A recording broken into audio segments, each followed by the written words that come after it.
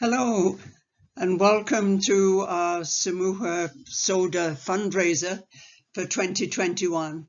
We're so disappointed that we can't have a live banquet and get to see everybody again this year, the same as last year. Who thought that we would still be experiencing COVID? But anyway, this year I thought that I would record this slideshow, and hopefully many of our donors will be able to see it. So it's a new slideshow this year because I thought I would go back to the early years when polio was still endemic, when I first went to India in 1994.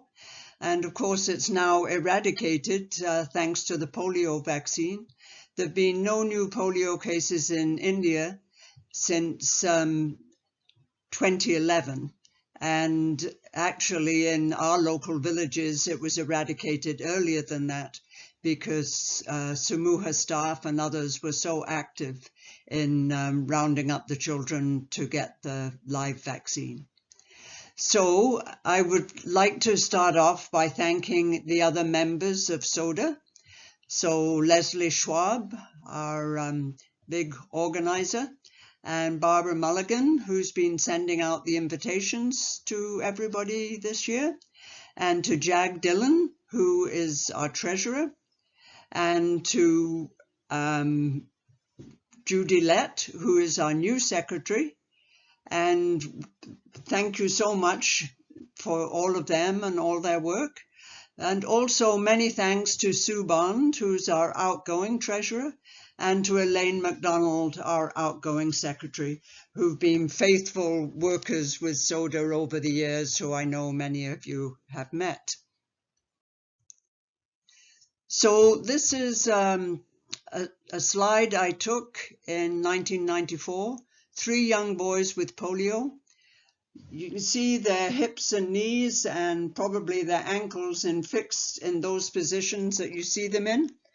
And they all had polio. Polio usually affected children between 6 months and 2 years.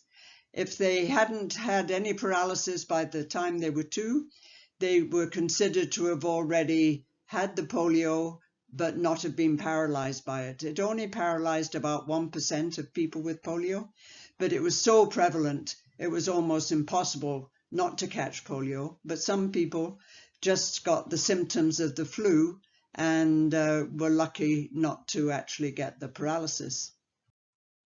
So these 3 same boys heading into their home for lunch, you can see how they had to crawl and bum scoot through the village to mobilize, not able to stand, of course, when their hips and knees and fixed in those positions. A young boy who came to our campus, this is our original campus in Jalahali in India.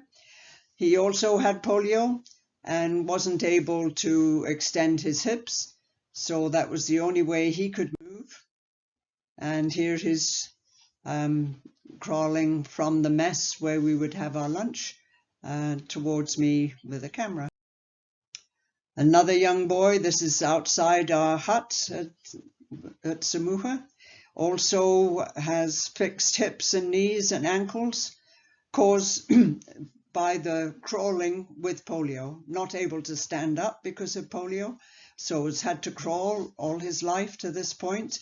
And because of crawling, then his hips and knees get fixed in these positions. So here his father is attempting to stretch out his knees. You can see that that's the extent of straightening that he can get in his knee at this point. So this is one of the disability workers applying a plaster cast to the leg. So we would stretch the leg as straight as we could and then apply a cast. And then the child would come back 2 weeks later and we would remove the cast, stretch it a little bit more, stretch the leg a little bit more, and apply a new cast, and keep doing that until we could get no further movement in the knee. And then if we hadn't been able to straighten the knee by that point, the child would be sent to Bangalore for surgery, and then they would be supplied with braces so that they could then stand up and walk. Another young boy going through the same process of trying to get his legs straight. And here he's one leg straight, the other one not yet. So he's walking in his village with crutches. But before this, he wasn't able to stand up at all. So he's pretty happy. Same boy in the same village, typical hut that these families live in. And this is another child. This is 1 year when Leslie came with me, and the mother or grandmother, I'm not sure which, is helping to stretch the hip of this young boy. And he's already had his legs straightened through the stretching and exercises and casting. And here he's applying his brace for the first time. And here he is standing up for the first time in his life. You can see he's feeling pretty proud, and so he needs that one crutch for balance, but there he is upright. This is Siddhartha, a young boy who had severe polio. He was paralyzed from above the waist down, and when Samuha first met him, he was just crawling like a frog, like his hips and knees were so badly contracted. And he was one of the first clients that Samuha took on and sent to Bangalore for corrective surgery. And here he is, he's got his leg braces on and he's learning to walk in the parallel bars at SAMUHA. And here he is several years later, walking with crutches, and he was able to walk to school and get an education. And then he became one of the disability workers. And this is the last time I was back in India in 2019. I haven't been able to go back since COVID came, unfortunately. But here is Siddhartha driving his own motorbike. You see he's got a modified bike, a three-wheeler, and taking me for a spin. And he was pretty proud to do that when before he had to rely on us taking him places. He's now working as a garage mechanic, and he's pretty happy. This is Darkoji. I don't know if you can see this, but the only way he could crawl at this time was by pulling his foot forward with his hand. And I'm not sure how old he was then, maybe 8 years old, and that's the only way he could get around in his village. And his grandfather used to carry him on his shoulders and bring him to SAMUHA for therapy. So here he's had corrective surgery, and SAMUHA has made the braces for him and supplied him with crutches, and he's now able to walk with the help of crutches and braces. And I met him again in 2019 when I was there. This is him, and he's just got a brace on his left leg, doesn't need crutches anymore, and he's able to ride his own motorbike, just a regular motorbike. And he's now a disability worker in a bunch of villages where he lives and helping to bring children for therapy and help them to get to education by taking them to preschool. Two young boys with polio who didn't go for therapy. The only way they could walk was by pushing their knee straight with their hand, otherwise they couldn't bear weight on that leg. So I'm sure by now they must have really bad back pain. They could walk quite well like this, but how awful to spend your life having to push your knee back with your hand every step you take. So this is Balawa. This was in 1996 when I first met her.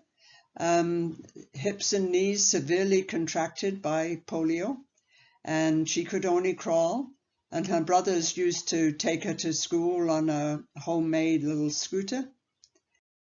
And soon after we met her, and we'd done some therapy with her, and she had gone for corrective surgery, and SAMUHA made her braces and the crutches.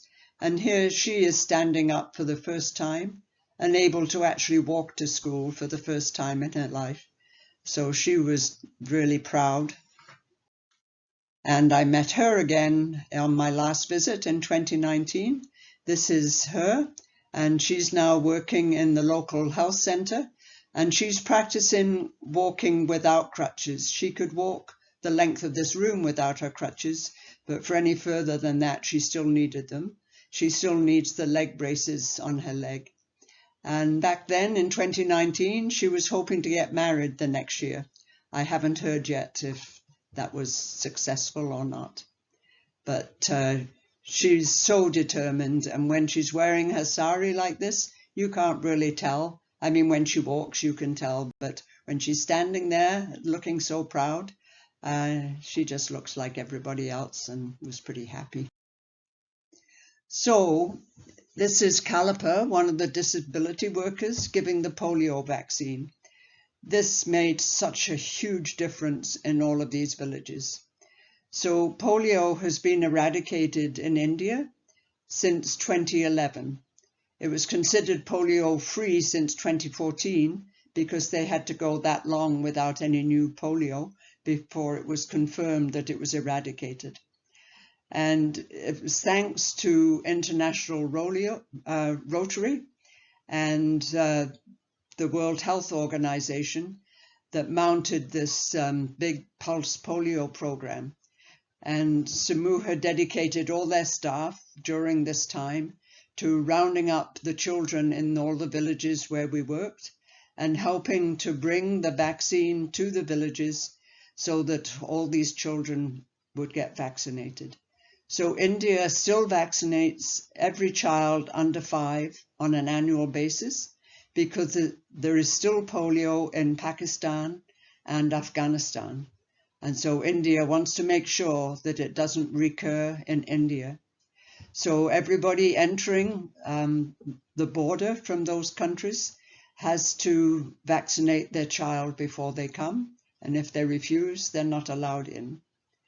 So I wanted to show these slides just to show what a huge difference the polio vaccine has made in these villages and how the families are so thankful.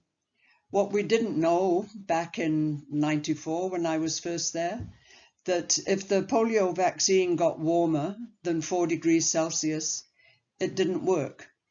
And there was no electricity in these villages, no refrigeration, no way to keep the vaccine cold. And so although the families were bringing their children to get vaccinated, the children still got polio because the vaccine hadn't worked. And so once that happened, then no other families would bring their children to get vaccinated because they then believed that the vaccine was actually giving them polio. So World Health Organization and International Rotary launched this huge campaign and to provide cold boxes that the nurses could take out to the villages and provide refrigeration in the bigger centers. And since then, they're able to keep the vaccine cold enough. And then once the villages saw that once the children were vaccinated, then they no longer got polio. And we did a lot of awareness campaigns through slideshows and puppet shows in the villages. And then the families believed that the polio vaccine was helpful. And now everybody brings their child for vaccination every year, and there's no problem. And I think we need to learn from this in this time of COVID, where there's still so much hesitancy. And it's just made such a huge difference in India. And because of the big effort put on the polio vaccine, now all the families bring all their children for all their routine vaccinations. And the population is much healthier as a result of that. So since polio got eradicated, we now see no active polio anymore. There's still a few older polio cases that might need new braces, but an occasional surgery. But otherwise, we're not really working with polio anymore. So thanks to our generous donors, SODA was able to fund this early intervention center for children under 6, where SAMUHA staff provide therapy for children with disability, mostly cerebral palsy and developmental delay from a variety of causes. And most of the equipment they've made themselves locally. This is a young girl who had spina bifida, and because of that she had poor sensation in her legs, and she developed a really bad pressure sore on her left heel, and she couldn't feel it, and so it just got worse and worse, and sadly she had to have a below-knee amputation. And this is how she was when I first met her several years ago. And SAMUHA provided a brace for her right leg, which was also weak but didn't have a pressure sore. And they also made a prosthesis, a new leg for her left leg where she was amputated. And the family made these parallel bars outside the home, so Balawa could practice, Kaveri was her name, could practice walking in these parallel bars. And this is one of the UBC students watching there, and Virupakshi, one of the disability workers. And here she is in 2019 with her artificial limb, now able to walk to school independently, doesn't need any crutches, and is managing just fine. And also, thanks to the SODA donors, we were able to fund a spinal cord injury unit. We were seeing so many people with spinal cord injury, and they weren't surviving more than 2 years. And we discovered that they were dying either from urinary tract infections or from severe pressure sores, because after their injury and hospitalization, they received no therapy and no education on how to take care of themselves, because they also have no sensation below their injury. And they would get these bad pressure sores, but they couldn't feel them. And in India, most people sleep on the ground, on the hard ground. And unless you're turned every 2 hours, you develop these pressure sores. So if you've got feeling, you would automatically turn because you get too uncomfortable lying in one position. But these guys didn't have that feeling, and before the spinal cord injury unit, they wouldn't last more than about 2 years post-injury. So now they come to the spinal cord injury unit, they can stay there for up to 3 months, and they're provided with these braces. They're given upper body strengthening program. They're given the opportunity to learn to walk with their braces, starting off in these parallel bars, and then either given a walker or crutches.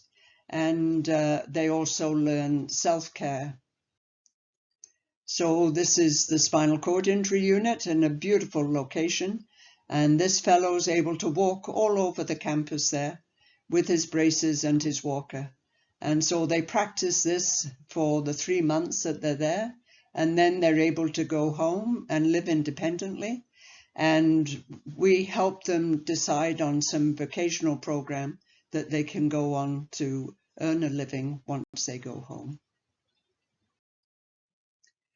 So this is taken on Indian Independence Day. So many of you may have already got this book. I wrote this book, Footsteps to Freedom, and it describes my 25 years of experience with SAMUHA and the evolution of SODA. So many of the stories of these children are written in this book, and all proceeds from this book go directly back to SAMUHA, to the disability program. And by the way, every cent raised from your donations goes directly back to SODA, to SAMUHA, to run their programs. We at SODA don't take any money for any of the work we do. Leslie and I and anybody else that goes over to India, we do it on our own dime. So you can rest assured that all the funds that you donate to SODA goes directly to SAMUHA to run the disability programs. And since COVID, it's been especially difficult for them. Many of them are going hungry, and SAMUHA has had to limit their face-to-face interventions They're doing quite a lot of their work on through the phone, and they do home visits, and they ensure that everybody has the masks and keeps the distancing, and they help to supply food to the real hungry folk as well. So just this last year, I've published another book called Health in the Himalaya, and it describes my experiences volunteering with other medical teams in Tibet, Bhutan, and Ladakh. And both of these books are available from our website, SAMUHA2021, and the books cost $25 from our website, which includes mailing, and it's also available in a PDF version of the website. So thank you so much to all our donors. This is our main fundraising activity of the year. We've made a commitment to send $20,000 annually to SAMUHA to help run their programs, and this is how we do it, through our silent auction and through all the generosity of the people of Prince George and environs, and friends and family from overseas as well. So thank you all so very much. We really appreciate your generosity. Thank you.